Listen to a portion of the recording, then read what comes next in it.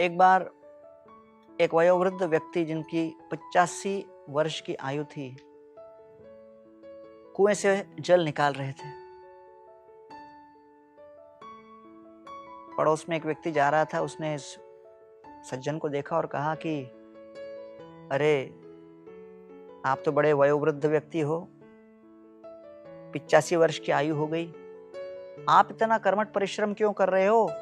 आपके पास कितने घोड़े हैं, किसी को भी प्रयोग कर लेते, घोड़ा जो है रस्सी से इसको खींच लेता और फिर आपको श्रम करने की आवश्यकता नहीं पड़ती।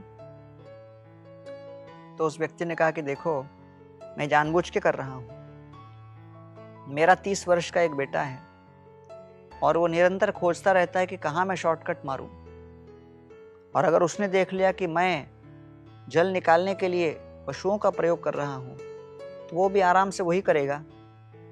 उसका स्वास्थ्य ठीक नहीं रहेगा और दिन में जो कर्मठ प्रयास नहीं करेगा, रात्रि को उसको निद्रा नहीं आएगी। इसलिए मैं उस पुत्र के लिए प्रयास कर रहा हूं, जिससे वो मुझसे सीखे कि दिन प्रतिदिन जो हमारा निहित कर्तव्य है उससे कभी पदच्युत न हो, कर्मठ परिश्रम करते रहें, प्रयास करते रहें, अपने परिस्थिति को ये न के न प्रकारे न सुधारने और संवारने का प्रयास करें। आशा है कि मेरे उदाहरण को देखकर उसके अंदर भी जीवन में कर्मठ परिश्रम करने का ये भाव हृदय के भीतर सारगर्भित होगा।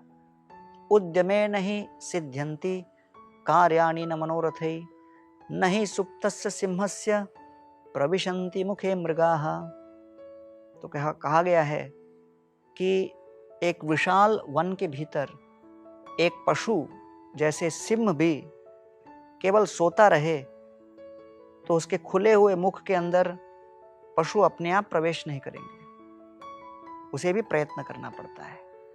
इसलिए बिना प्रयत्न के हम अपने जीवन में कुछ प्रयास नहीं कर सकते, और इस प्रकार के प्रयत्न के भावना को जागृत करने के लिए हमें चाहिए कि हम प्रयत्न करें, जिसको देखकर हमारे अधीनस्थ प्रेरित हों और हमारे पद चिन्हों पर वो भी चले।